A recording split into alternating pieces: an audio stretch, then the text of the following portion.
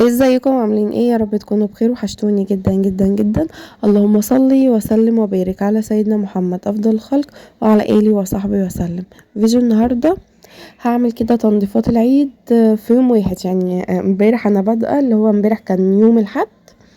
قلت ايه، هخلص الشقه كلها، وكان عندي بقى اللي هو ايه الحماس ان انا هعمل. بس بصراحه ما قدرتش ان انا اعمل كله في يوم واحد، وما قدرتش اساسا ان انا انضف الشقه كلها مره واحده.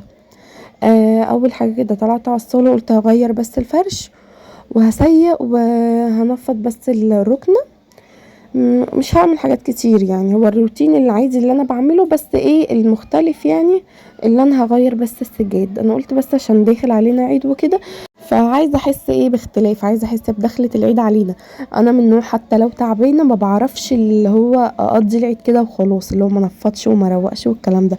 حتى اقسم بالله لو بموت لازم اعمل، بحب اللي هو ايه يدخل كده عليا العيد ابقى الشقه نظيفه ومن كل حاجه، وفرشه فرش مختلف. حتى لو الفرش كنت فرشه قبل كده مش مشكله، بس المهم ايه يكون الفرش مختلف، يكون الدنيا ايه مختلفه كده. وبحب كمان افرش قبل الوقفه بيوم، يعني ما بفرش يوم الوقفه. يوم الوقفه ده ببقى خلاص خلصت كل اللي عليا وابقى نايمه طول النهار. فقلت ابتدي كده من يوم الاحد، بحيث اني لو سبت حاجه او ما قدرتش اكملها يوم الاثنين، وده فعلا اللي حصل. انا اصلا العيد اللي فات كنت منضفه الشقه كلها، يعني تنظيفه كويسه، فما كانتش محتاجه بصراحه العيد ده. فقلت مش مشكله يعني اغير وخلاص. اول حاجه كده دخلت على الركنه زي ما قلت لكم. انا شلت الكنبتين دول العيد اللي فات، وكنست تحتيهم كويس وسيقت والكلام ده. فالعيد ده مش محتاجه عمايل قوي يعني. هزق بس الكنب، مش هلاقي تحته حاجه، بس ايه زاد التأكيد مش اكتر. وانا اسفه على صوتي، والله عندي برد جامد، مش قادره منه، مخليني على طول مفرهده. غير بقى الضغط وغير حاجات كتير قوي، والنفسيه والاكتئاب ويعني الواحد متدمر من كل حاجه الحمد لله. والله العظيم نفسيتي اساسا مش مستحمله حد، واللي هو ايه مش عايزه اتعامل مع ناس، او اقسم بالله مش عايزه اتكلم مع حد، مش بني ادمين، أنا مش عايزه اتعامل مع بني ادمين. نفسيتي متدمره لدرجه وحشه خالص، وعندي اكتئاب بطريقه غير طبيعية، مع اني بنزل وبروح وباجي وبجيب اللي نفسي فيه ومش عارفة ايه، وبعمل حاجات كتير قوي. بس والله نفسيتي متدمرة، مخلياني مش طايقة اشوف بني ادمين قدامي، معرفش ليه. مش عايزة اتعامل مع بني ادمين. آه، يعني انا مستحملة اللي عايشين معايا في البيت بالعافية. بس برجع وبقول يعني فترة وهتعدي، الامور هتتساوى بعدين. خصوصا ان انا في ايام يعني مش حلوة ليا خالص، ولما بروح للدكتورة ما تقولكيش حاجة تطمنك، لا توجع قلبك اكتر وتتعبك اكتر وتجيبلك اكتئاب اكتر ونفسيتي تتدمر اكتر. ف مش عارفة والله، يعني الايام دي هتعدي امتى وازاي وفين، مش عارفة، بس ان شاء الله هي هتعدي وربنا معايا والكلام ده كله. حتى انا ولا بقيت اصور ولا بقيت ليا نفسي اعمل اي حاجة وساعات على فكرة الشقة ما بتتروقش بالثلاث اربع ايام. آه فمن نفسيتي والضغط النفسي اللي عندي مخليني بصراحة مش قادرة اعمل اي حاجة في اي حاجة. وزي ما قلت لكم الدكاترة مش بيطمنوا، بس ان شاء الله خير باذن الله. ندخل بقى في الفيديو بتاعنا.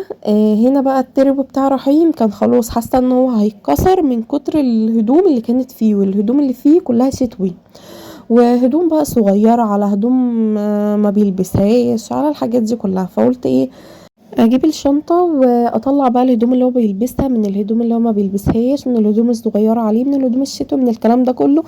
لاني خلاص كنت حاسه ان التربو جه كده على اليمين وخلاص ايه هيتكسر. فطلعت بقى ايه الهدوم كلها اللي في التربو، وابتديت ان انا افرزها.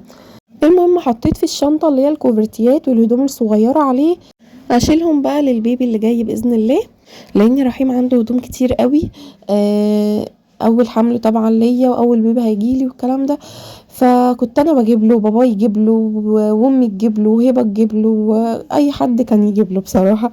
فكان عنده هدوم كتير جدا، فسلوبيتات بقى صغيره والكلام ده. بصراحه انا شلت بقى كل ده للنونو التاني باذن الله، لاني بصراحه مش هشتري اي حاجه في سلوبيتات كتير، اكتر من 15 سلوبيته صغيرين.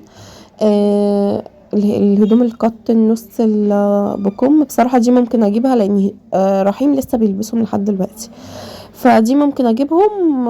الشنطة موجودة، الحاجات كتير قوي بتاعت البيبي اللي عندي موجودة، فممكن ما اجيبش اي حاجة في اي حاجة بصراحة. والشامبوهات عندي لسه، اللي هو الشاور جل بتاع البيبي والشامبو والزيت والحاجات دي كلها عندي. فمش عارفة بصراحة، ممكن اجيب بس الحاجات الاساسية والكلام ده. فقلت ايه شوية بس ايه الدكتورة تطمني، لان الضغط بتاعي عالي جدا، بيعلى بطريقة غريبة، بيوصل لل190 وال200 وال210، وده غلط جدا جدا على الحمل.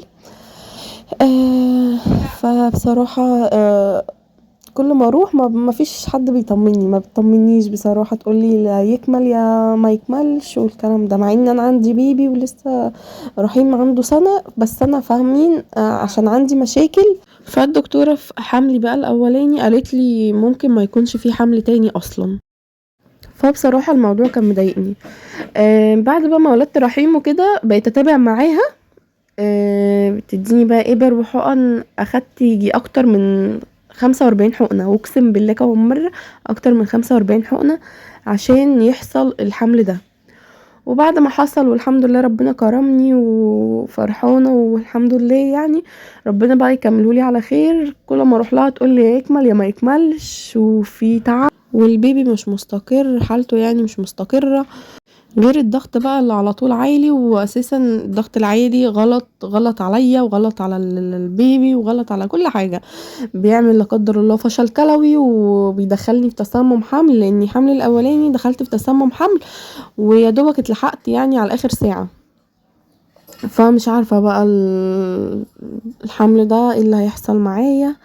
فان شاء الله ربنا بقى يكملها لي على خير، وان شاء الله تمشي بقى معايا ايه بستر ربنا.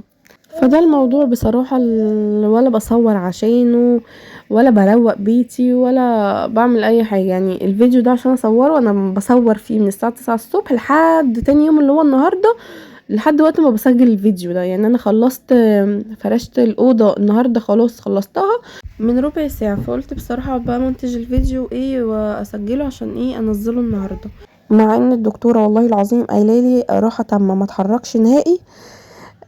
بس انا عشان عيد وكده انا ما بعرفش، فقلت كده ايه اخد الشقة حتة حتة ومش مشكلة. يعني كنت بعمل حاجة واريح ساعة، كنت بعمل حاجة واريح ساعة، لحد ما الحمد لله خلصت اوضة النوم والصالة اللي بره. فاضل لي بس اللي هو المطبخ والحمام، كده كده مسيقاه من فوق لتحت من قيمة كام يوم كده، فمش محتاج حاجة يعني بصراحة، دعكة بسيطة وخلاص.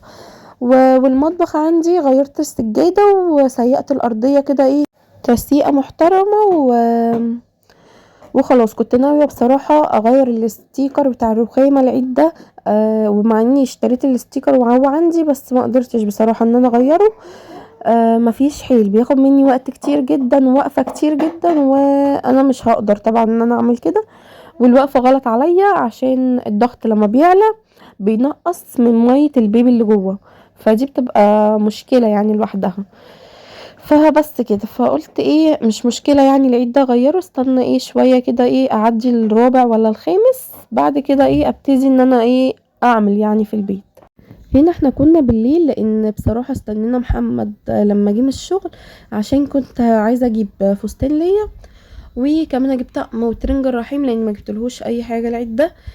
فعايزين بقى نجيبوله عشان كاتبه كتاب اختي دنيا يا رابع يا خامس يوم العيد، فنحضر ايه بحاجة جديدة كده. فجبت له بقى طقم وجبت لنفسي ايه دريس كده، ان شاء الله ابقى اوريهولكوا في يوم كاتب الكتاب او اول يوم كده وانا رايحه عند امي. بس فطلعت بصراحه ما كسلت ان انا اغير، فقلت مش مشكله اكمل الفيديو بالعبايه اللي انا لابساها دي. وكده كده انا كنت مشغله الغساله، كنت بغسل فيها ايه المفارش اللي كانت ايه مفروشه يعني في البيت. فبالمره بقى هنا انا كنت خلاص خلصت تسييق وهبتدي ان انا ايه افرش. على فكره محمد كان بيساعدني في حاجات كتير جدا، يعني مش كل اللي في الفيديو ده انا اللي عاملاه لوحدي، ربنا يا رب يديه الصحه والعافيه. فهو بصراحه اللي كان بيشيل الحاجات التقيله، يعني قبل ما هو يجي كنت انا اللي بحرك كده الحاجه ايه واحده واحده. بعد ما هو جه بصراحه بقى هو بقى اللي يشيل ويحط ويعمل بقى ايه الحاجات التقيله.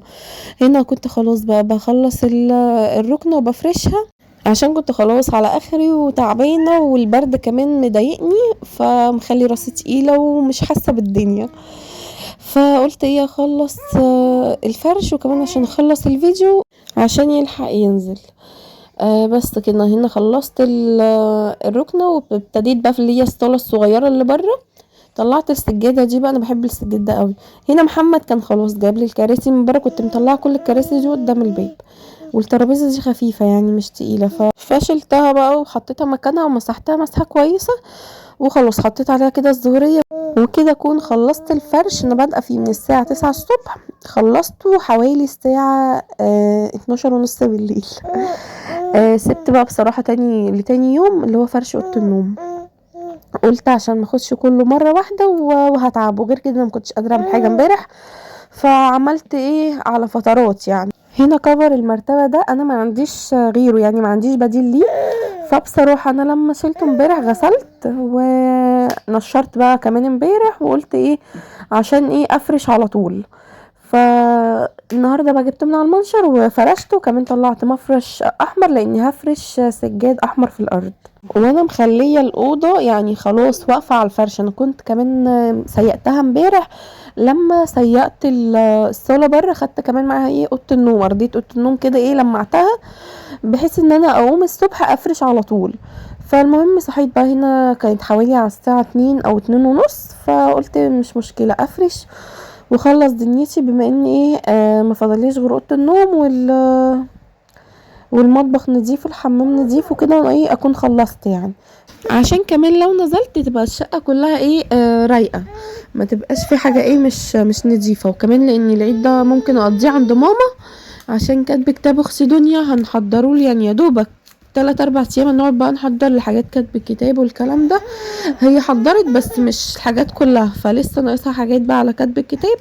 فان شاء الله اما نروح كده سوا ايه نحضر الحاجه مع بعض. وكمان محمد هيبقى شغال في العيد لان هو جزار، فمش هيبقى قاعد في البيت يعني عشان ايه انا اقعد، فهو هيطلع بس بالليل اللي هو ينام في البيت. سايباله بقى شقته نظيفه وهدومه نظيفه وكل ايه حاجه يحتاجها يعني ايه قدام عينه. كمان عشان ممكن ماما تعمل عيد ميلاد رحيم عندها اللي هو اول يوم العيد، فمش عارفه بصراحه هنعمل ايه ولا هنروح فين، فمش عارفه بصراحه بقى ايه دنيتي هتبقى عامله ازاي. بس كده انا هنا اكون خلاص فرشت الاوضه، وبوريكم بقى ايه الشكل النهائي. قلت طالما هفرش اللي هو السجاد ده في الارض، فهضطر ان انا افرش المفرش على السرير لون السجاد، عشان ما تبقاش ايه كل ايه من كل لون يبقى تيستا زي ما بيقولوا كده. كنت عايزه ايه الحاجه تبقى موحده. فبس كده هنا اكون خلاص خلصت الاوضه وخلصت الشقه ووصلت كمان لنهايه الفيديو. فرحيم ما كانش سايبني والله العظيم، اليوم ده ما كانش سايبني ولا كان ساكت خالص. فبس كده لو عجبكم الفيديو متنسوش تحطوا لايك واشتراك في القناة وتعليق حلو منكم، وان شاء الله اشوفكم في فيديو جديد. باي باي.